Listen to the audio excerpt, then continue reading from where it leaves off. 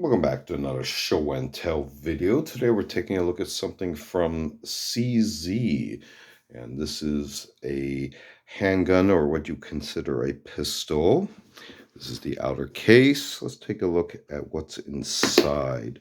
So what we have here is a CZ-P07 duty, and you can see here is based on the CC75 platform, 9x19 millimeter, made in the Czech Republic.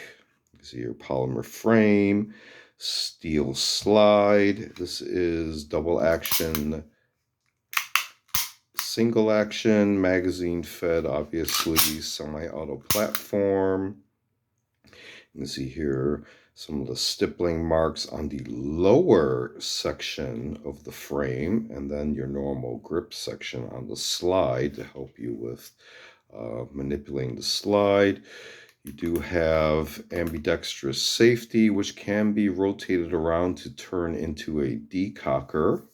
In this case, let's see how this is set up. This is set up as a decocker as opposed to a safety. Here's your magazine release on only one side. Again, polymer frame, trigger guard. You have a slight rail under here. Just happen to put a rail cover on there, depending on what you want to mount under there. This one has been modified with a Cajun Gunworks metal recoil spring rod. Also happened to pick up an extra magazine for this, but both are marked as CZ. These both have the CZ markings, 9 millimeter. You see there are no markings on the back side. Side markings, you say these are 16 round capacity. Under the foam packaging, we did come with a cleaning rod set, the safety lock. In this case, I did replace this stainless steel guide rod from Cajun Gunworks for the plastic one. This is the plastic one, as opposed to the metal one in there right now. A couple extra bags for some other junk. Here is actually the piece if you want to put in, say, the safety mechanism. And paperwork,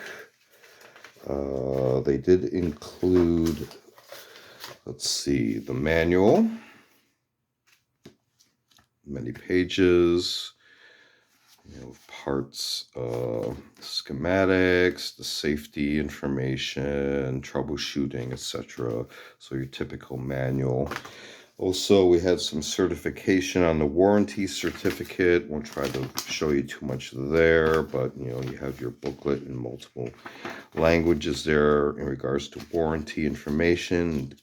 If there is a issue, then you would deal with that. Here is a warranty certificate, and they even did include a hit pattern data chart. So in this case, that's how this happened to hit on a digital record out of 1, 2, 3, 4, 5 rounds. That was the only one that came close enough to the X there.